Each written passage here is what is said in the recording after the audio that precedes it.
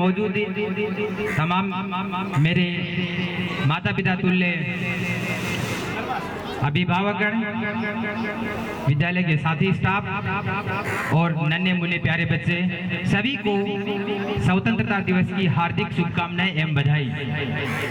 मैं यहाँ पर आपको एक थोड़ा सा मारवाड़ के बारे में बताता हूँ। मुझे थोड़ा सा फील हुआ यहाँ से जाने के बाद में कि मारवाड़ क्या चीज़ है।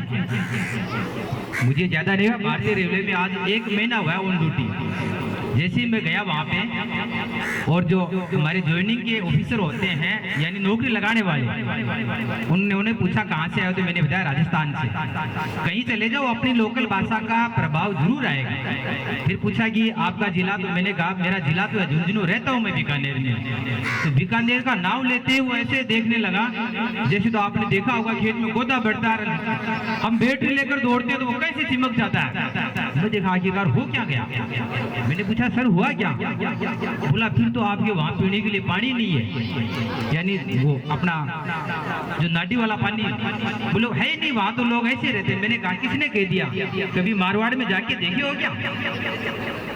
तो बोला आप भी फिर पीते क्या हो, वहां तो पानी है नहीं। मैंने कहा कहीं पे भी ट्यूबवेल कर लो, 300 फीट पे इतना पानी है कि आपका पूरा कर्नाटक वो डूब जाएगा। कम से कम मैंने कहा कि 300-400 फीट करोगे तो मिनिमम 20 से 30, हमारे बोलते हैं, आपकी क्या बोलते मुझे पता नहीं, उतना पानी हो जाएगा। तो बोले फिर वहाँ ट्यूबवेल क्यों नहीं करते? मैंने कहा साहब वो खारा पानी है। तो बोले पीते क्या हो, गाँव में ट्यूबवेल है। मैंने कहा एक ट्यूबवेल है और कोई नहीं पीता है। मैंने कहा कि जो भी बारिश का पानी होता है प्रत्येक घर में उसको स्टोर करने के लिए, इकट्ठा करने के लिए टांके बना रखे हैं। और गांव में नालियां होती है, वहां पर कोई भी व्यक्ति का प्रवेश नहीं होता है। देखो थोड़ा बहुत तो था, थोड़ा बहुत मैंने लगा दिया क्योंकि आखिरकार अपनी प्रशंसा करनी थी ना। फिर आगे बात चली तो बोले खाते क्या हो आप? मैंने कहा बाजरे की रोटी। बोला ये क्या होती है? तो मैंने कहा कभी आना मारवाड़ में, बाजरे की रोटी आप तो 1 महीने हाल हो जाओगे। और मैंने ये भी कहा उनको कि आप क्या खाते हो? अरे ये आगे की बात है। जैसे ही मैं वहाँ डिपार्टमेंट में गया तो वहाँ खाने में सुबह सुबह पता नहीं वो क्या दे दिए, समझ में नहीं आया मेरे तो। इतने से चावल, बोले सर ये लो लेमन राइस। ये क्या बम्बाड़ आ गया। मैंने कहा चलो जो भी ठीक है, हमने तो पजा लिया। फिर अपना पेट कहाँ भरने वाला था सर? मैंने कहा कोई दुकान वगैरह है क्या यार, मेरे को बता दो। चून कहाँ पड़ा है आपका, ये आटे वाला, और प्याज बता दो, हमें तो कांदा खा लेंगे। तो हमने तो वहाँ 2-4 रोटियां सेक के बढ़िया वाली और थोड़ा सा दही लाके मिला के मारवाड़ तरीके से खाने लगे। तो बोला ये क्या कर दिया? मैंने कहा ये खाना, और ये तो इससे पेट ही नहीं भरेगा। 1-2 रोटी बजाए ना तब जाके शांति आती है। और वो लोग रोटी कैसी खाते हैं? गेहूं की रोटी बनाते हैं, शाम को 2 रोटी में फुल हो जाते हैं, इतनी पतली। और यदि यहाँ में बना के दे दूं ना तो कोई भी आदमी नहीं खाएगा इतनी कच्ची रोटियां। मैंने एक दिन बढ़िया सेक दी तो सारे बोले तो खराब हो गई। तब मैंने मारवाड़ को बहुत अच्छे से ऑब्जर्व किया। और मैं यहाँ जैसे कि सभी को पता है 6 साल से सेवा दे रहा हूँ, बिल्कुल अच्छी तरह से। मुझे ऐसे लगता है यहाँ आता हूँ तो भाई मेरे घर में आ गया। वहाँ मेरे लिए शुरुआत के 10 से 15 दिन इतने टिपिकल रहे कि माँ जी छोड़ के कायरे चले अपने, तो जो होगा देखा जाएगा। लेकिन आखिरकार पता है आपको, सबको पेट पापी होता है, इसलिए वहाँ मजबूरी थी। और जैसे ही मुझे पता चला 15 अगस्त मनाई जा रही है, मेरी छुट्टी एक्चुअली में आज से है नहीं।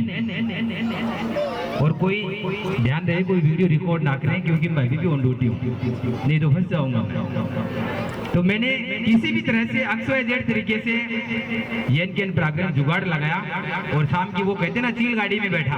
अब चील गाड़ी में हमने तो स्लीपर चप्पल पहन रखी, अब वो पता नहीं कौन कौन से बोल रहे सर ये क्या है। मैंने कहा देख सीधी बात है, हमें तो जाना है स्कूल में, तेरे को बैठाना तो बैठा, नहीं नीचे उतार दे। तो मारवाड़ का सबसे बढ़िया जो मुझे लगा यहाँ की पहली तो खान पान और व्यक्तियों का जो व्यवहार है। और वहाँ जैसे ही पता चला कि राजस्थान से आए तो वो सीधे कहने लगे कि राजस्थान वाले बिजनेस में बहुत माहिर है। मैंने कहा बिजनेस में माहिर हैं वो मारवाड़ के हैं, अब उन लोगों को मारवाड़ समझ में नहीं आता। फिर मैंने बताया कि राजस्थान के 2 टुकड़े कर दो, उत्तर से दक्षिण। इधर पाकिस्तान वाला हिस्सा उसको मारवाड़ बोलते हैं, इधर वाला हिस्सा है पूर्व साइड वाला उसको शेखावाटी एरिया या ये कह सकते हैं दिल्ली एनसीआर वाला इलाका है। उधर मारवाड़ में जाओगे तो आपको पता चलेगा कि खाते क्या है। और घी की बात चली तो बोला घी कितना खा जाते हैं, तो आप कितना खा सकते हो, बराबरी में आप 10 लोग बैठ जाना और हमारे वाला एक ही काफी आपके लिए।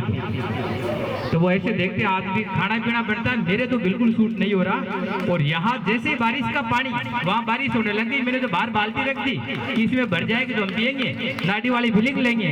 वहाँ तो वो पता नहीं आरो फारो का क्या लेके आते, अपना तो सिस्टम सेट नहीं है। आखिरकार मारवाड़ में आप स्वयं यहाँ हो, मुझे ऐसे नहीं लगता कि स्वर्ग है, मारवाड़ से बढ़कर कहीं स्वर्ग नहीं है मेरी नजर में, जितना मैंने ऑब्जर्वेशन किया देखा है।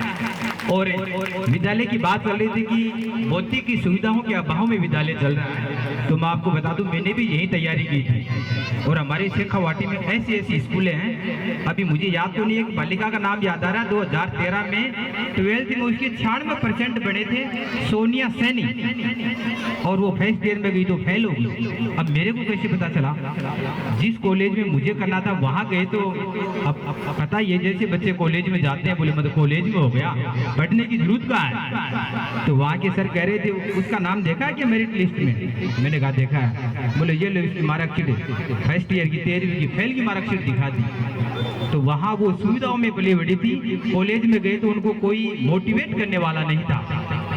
तो बच्चों को मेरा यही कहना है, मैं ये नहीं कहता कि प्राइवेटों में पढ़ाओ, कहीं भी पढ़ाओ, एजुकेशन जरूर दो उनको, शिक्षा जरूरी है, चाहे किसी भी संस्था में दो आप। हो सके जहाँ तक हम जिस बैकग्राउंड से आते हैं, थोड़ा पैसों का अभाव है, तो ऐसे विद्यालय चुने जहाँ कम शिक्षण शुल्क लगता हो, या वो भी नहीं है तो अपने गवर्नमेंट विद्यालय अवेलेबल है, उनमें भी बच्चियाँ बढ़िया फैकल्टी अवेलेबल है, क्योंकि वो भी टीचर बने हैं। तो प्राइवेट संस्थाओं से या उन्होंने पूरी जी जान लगाई है तभी बने हैं। वहाँ जाने के बाद में सिस्टम ही ऐसा है, कोई नहीं पढ़ाता तो फिर वो आदत लग जाती है, मेहनत नहीं करते हैं, वो थोड़ी सी अलग बात है। क्योंकि जैसे मैं भी डिपार्टमेंट में गया हूँ तो मैंने भी देखा है कि जैसे सरकारी बनते हैं तो कैसी भावनाएं चेंज हो जाती हैं। खैर अभी तक तो मेरे माइंड में ऐसा कुछ भी नहीं है, आगे आने वाले भविष्य के गर्भ में सब कुछ छुपा है।